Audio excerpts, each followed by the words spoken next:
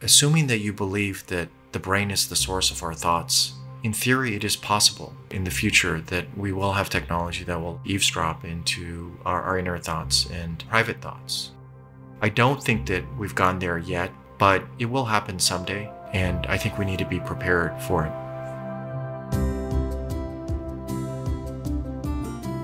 From the offices of the Weill Cornell Medicine Brain and Spine Center in New York City, this is Your Brain with Dr. Phil Stieg.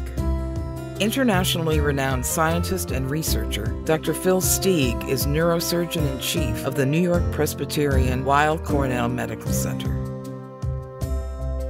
This week, Dr. Stieg and his guest explore decoding brainwaves into language. Hello. I'd like to welcome Dr. Edward Chang, professor and chair of neurological surgery at the University of California, San Francisco. Dr. Chang's team has been in the news lately for their extraordinary breakthrough, enabling Pancho, a paralyzed patient, to communicate through a computer connected to sensors directly embedded on the surface of his brain. We'll explore with him the decade of work that led up to this achievement and the larger implications this work has for our understanding of language, computers, and what it means to be human. Eddie, thank you for being with us today. Good morning. Hi, Phil. As I understand it, you started implanting electrodes to record patients' brains as part of treating them for epilepsy. That's right. So I specialize in kind of neurosurgery to take care of people who have uncontrollable seizures. These are devastating conditions. And in many cases, the vast majority of cases, surgical removal of the part of the brain that is causing the seizures can actually stop the seizures, and in many cases cure it. The trick there is figuring out what part of the brain is causing them. And a lot of patients nowadays especially have brains that look normal on the MRI, but really aren't. We actually have to implant electrodes directly onto the brain surface to figure out where the seizures are, but also to figure out the parts that are important for speech and language so we can protect those areas as we plan a surgery. It's in this context of actually taking care of patients who have volunteered to help with these scientific studies that we've made this progress. In your writing, you use the term neuroprosthesis. When you're referring to a neuroprosthesis, what is that? Is that the grid? Is it the computer? Is it the whole thing? Or is there something else? Well, neuroprosthesis is a term that has two parts in it. The neuro, of course, refers to the nervous system. Prosthesis refers to a device that has some kind of rehabilitative function to replace a lost function. A speech neuroprosthesis is a device that's designed to restore communication and speech functions to someone who's lost that. It basically refers to not just the hardware, meaning the electrode grid and array that's implanted on the brain surface, but also all of the algorithms that go along with it to translate those signals into something useful. And the external device, that artificial intelligence decoder, the computer, I presume, it has two functions, which is, as you said, the magical component of this, as I gathered. It's the voodoo, where it is able to interpret the electrical activity of the brain, decode it, and translate that into the motions that you and I make and take for granted. And then it also synthesizes that information into something that we can read on the screen as word output. That's right. Yeah. So it's basically translating the commands from the brain to the vocal tract, which in someone who's paralyzed are not connected, let's say because of a stroke in the brainstem, to the parts that are in the throat and in the vocal tract. So we're translating those signals into words themselves, and we actually use another form of AI or natural language processing, which is called a language model, that is a statistical model of language that allows us to look at the context word by word and make sure that the spelling, the word order, that all of it makes sense. Many of you have experienced when you text and your cell phone is correcting, the spelling is based on what we call a language model. And we use that technology as well because the decoder is not perfect. It is magical, but it is not perfect. And when errors come up, we can use the context of the surrounding words to actually update and correct the words in real time. The thing that I find most astounding about this is the fact that it's an engineering feat, and I don't want to turn this into an engineering conversation, but how hard was it to take that electrical information that you were acquiring from those grids and turn it into, or decode it into a speech format so you understood electrically what was going on in terms of the movement of our tongue, our lips, and our oropharynx? Yeah, I love that question, Phil, because in many ways, it does seem like magic. It's not comprehensible. If you were to look at the signals that we're actually recording from the brain, all you see is lines of squiggles. And essentially what the computer is doing is translating that very, very minute information from that form into words and ultimately sentences. You're absolutely right. You know, it's just an extraordinary transformation of information from one form to the other. Now, that being said, that is also the same magical thing that our nervous system does every day. It is a miracle and magical, actually, you know, to see that happen for people who are normally speaking as well. So if anything, what we're doing with the AI is trying to recapitulate a little what we already do. Again, to enlighten people about how difficult this must have been. You and I speak apparently, 150 words per minute. New Yorkers do 200 words per minute. And, Pancho, as I understand it, can do 15 words per minute. And you started with a vocabulary of 50 words.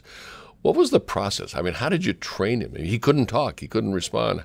What did you do to get to those 15 words, and how long did that take? Yeah. This is, remember, just the starting point. It was the first time it was done where we were trying to translate someone's brain activity into full words. There's a lot of room for improvement on technology, but we did start with a dictionary of 50 words that he and our research team worked on for quite some time to define what that vocabulary would look like. Then what we did was we took those words and we built this language model that I just described by asking thousands of people through Amazon Turk to come up with all the potential sentences that you can make with those 50 words. It turns out there's thousands. And this is why language is very special. We can flexibly combine and recombine words and sequences to generate nearly an infinite number of meanings. With 50 words, you can generate thousands of sentences and thousands of meanings. Once we had that language model, once we had those words, then we had to roll up our sleeves and work really patiently with Pancho, who's an extraordinarily committed individual, to train the AI, the algorithm, to match what he was intending to say with those words with the actual words themselves. And that's a process that took over 80 research sessions, dozens of hours just to train the algorithm. It's a very complex one. And so the magic that we've talked about, it's not for free. It's something that takes, a lot of work to figure out. Well, I think anybody who has worked with a dictation device on their computer, remember when we started a couple of years ago, how many errors there were. Now it's gotten quite good, but just training a computer that was set up for taking dictation is difficult. So I can imagine this is 10 times more difficult. It is probably a lot more than 10 times, but nonetheless, I have to say that things are moving fast. Like, we could not have done this even 5 years ago, to be honest with you, because the algorithms for machine learning are evolving so quickly and they're so powerful. And these improvements that you're talking about in dictation systems actually are tools that we're using as well for this, and they did not exist 5 years ago. We really are undergoing a revolution in how to process speech by machines. Could you briefly describe what a training session entailed? Sure. When we got started with this entire thing, it was very simple. He would see a word on the screen and he had a countdown, which cued him when we wanted him to actually try to say the word. At best, what he could produce were just maybe guttural sounds or moans, groans. Again, he had a very severe form of paralysis with no intelligible speech. That's what it was like. He would be looking at a computer screen. He would try to say the word when it was cued on the monitor. And meanwhile, we're streaming the data from his brain, millisecond by millisecond, a ton of information that's coming off, and he's repeating words maybe hundreds of times Then we train the machine learning algorithm to recognize the pattern for a given word. And then we switch to a different mode. Once the machine learning was trained, we could go back to him and do this in real time. So at first it was just collecting data. Then we moved to the phase where we had a trained algorithm, and then he could actually see what was being decoded by the machine in real time.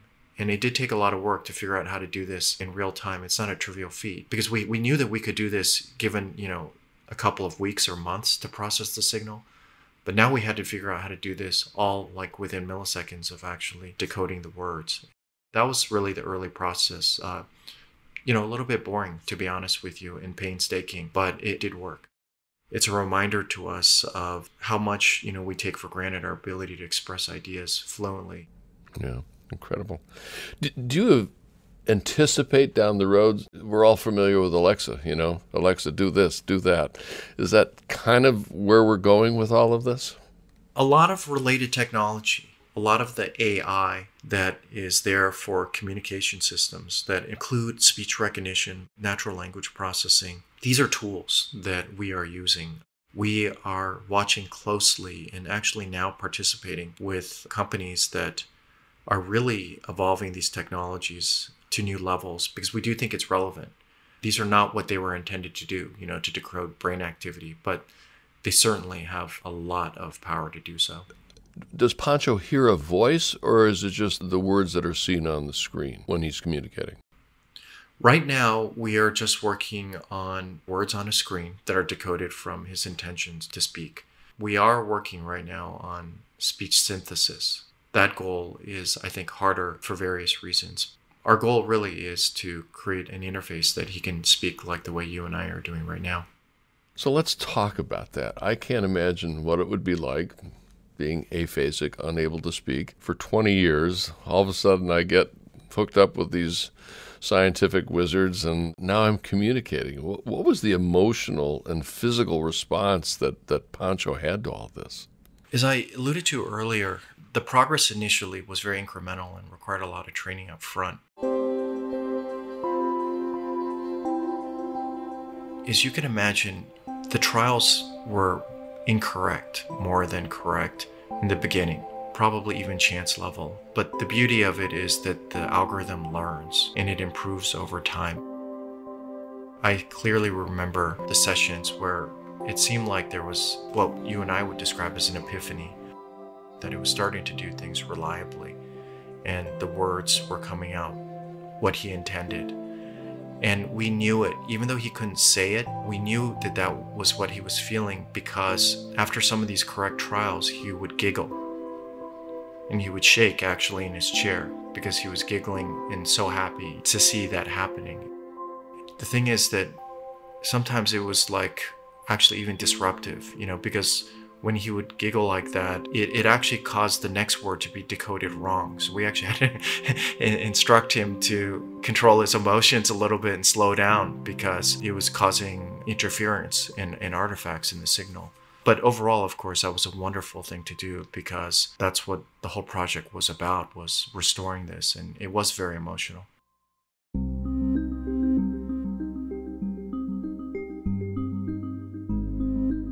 The technology of AI, artificial intelligence, has made enormous advances in recent years. Nearly every computer or cell phone is installed with some version of an AI assistant. One engineer at Google has gone so far as to claim that one of their AI programs has achieved sentience and become a conscious entity. While top executives deny this claim, it does beg the question, why are so many AI voices always female? I'm Siri, your virtual assistant. Is there something else I can help with? Whether they are given decidedly feminine names like Siri or Alexa, while there are many virtual assistants out there, I try hard to be the best, or an intentionally non-gendered name like Google Assistant. I have a wealth of information. I'm free to talk with you. How can I help? The preferred voice for these devices is almost always female. Some researchers have suggested that a biological preference for female voices begins when we are fetuses, as these sounds would soothe and calm us in the womb. Con las manos en cruz sobre tu corazón.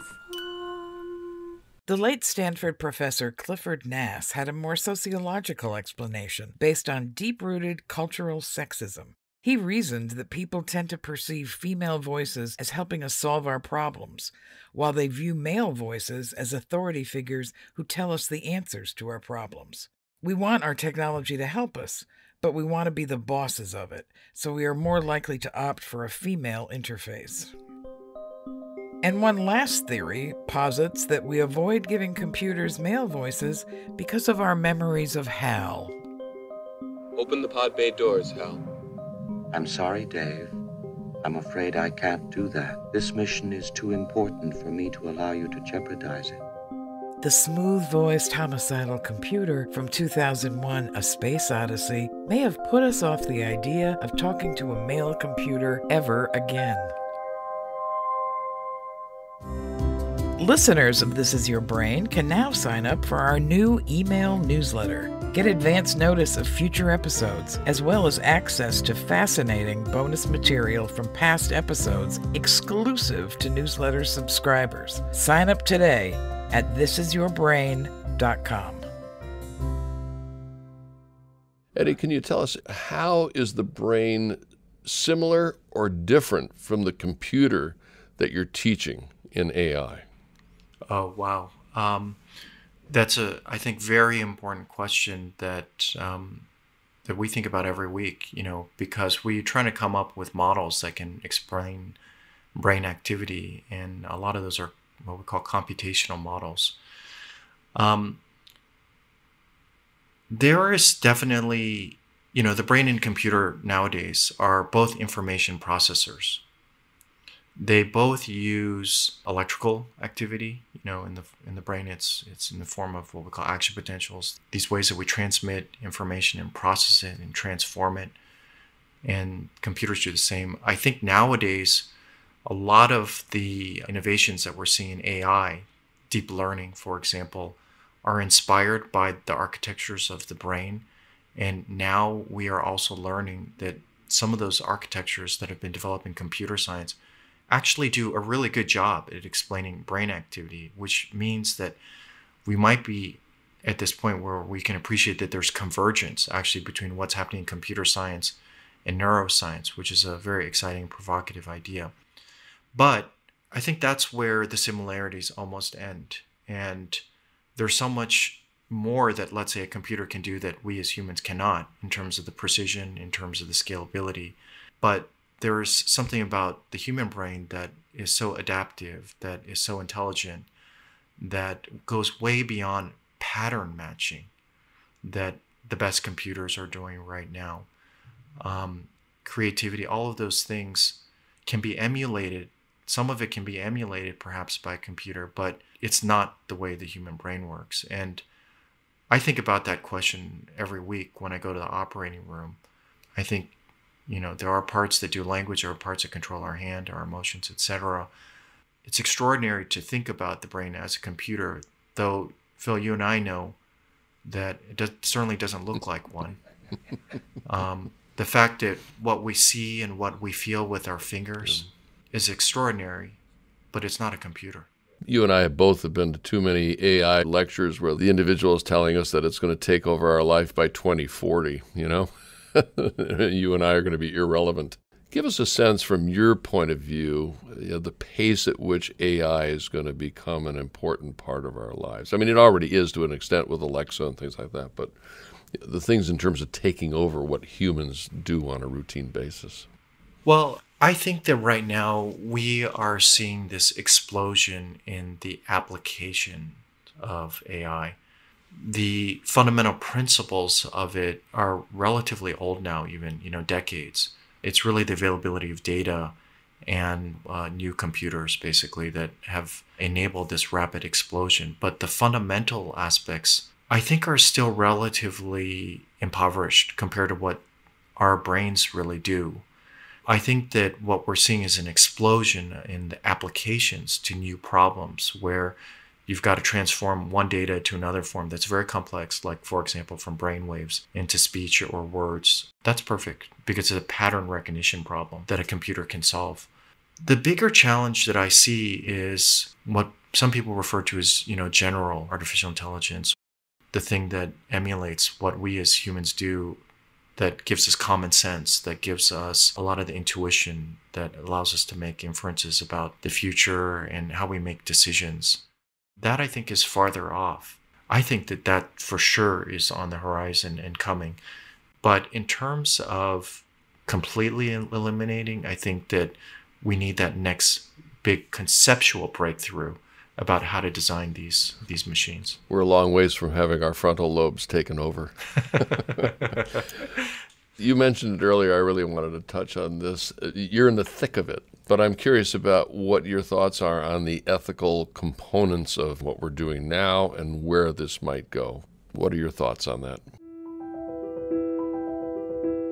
I think it's very important to at least have a dialogue about what are the implications.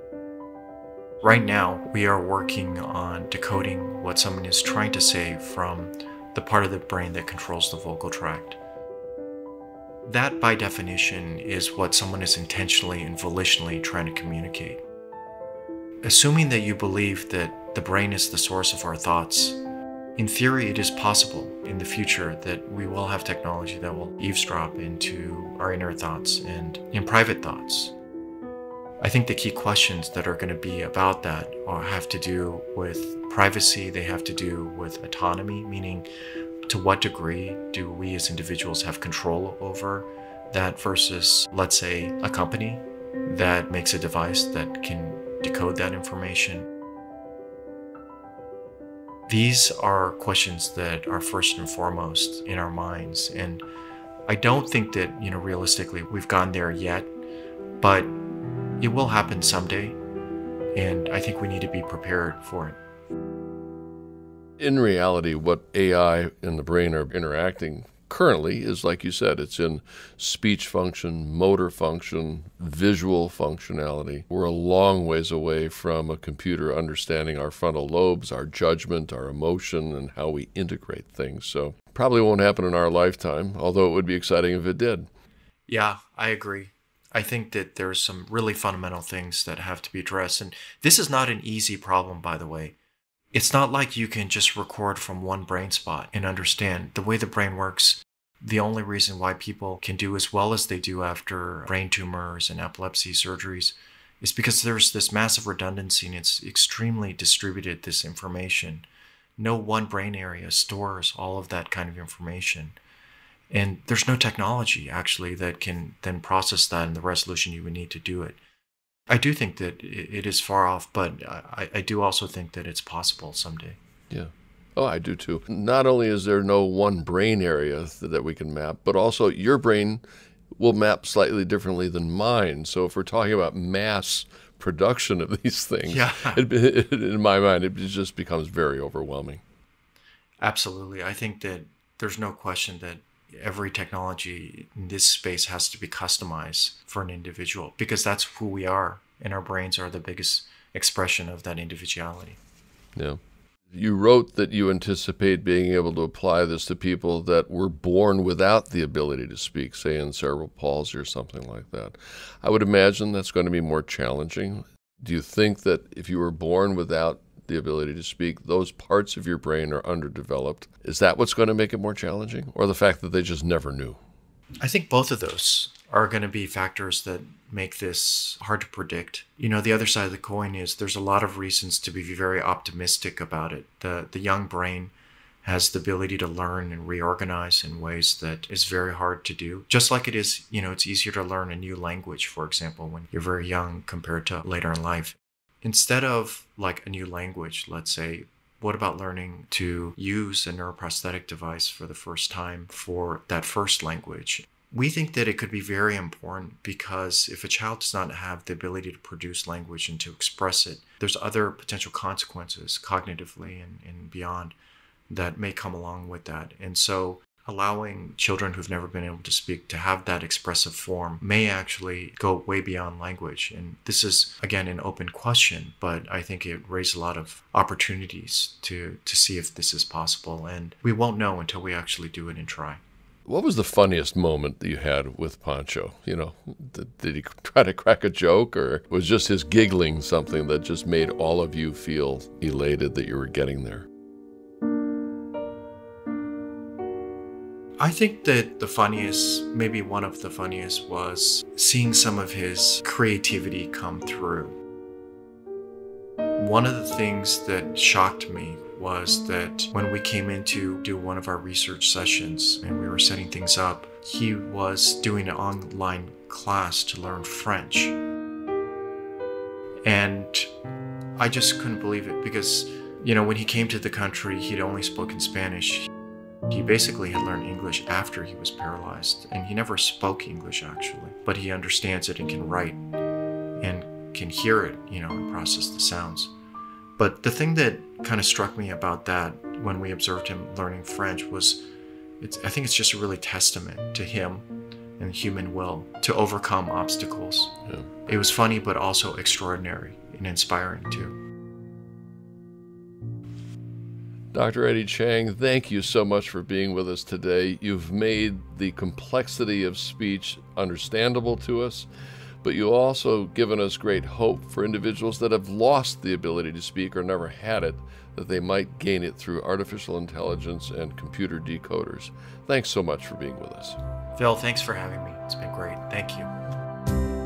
This is Your Brain with Dr. Phil Stieg is produced for the Weill Cornell Brain and Spine Center by the Really Interesting Picture Company. Episode producers are Geraldine Abinader and Hildy Rubin. The series is directed and edited by Tom Veltri with music by Lenny Williams.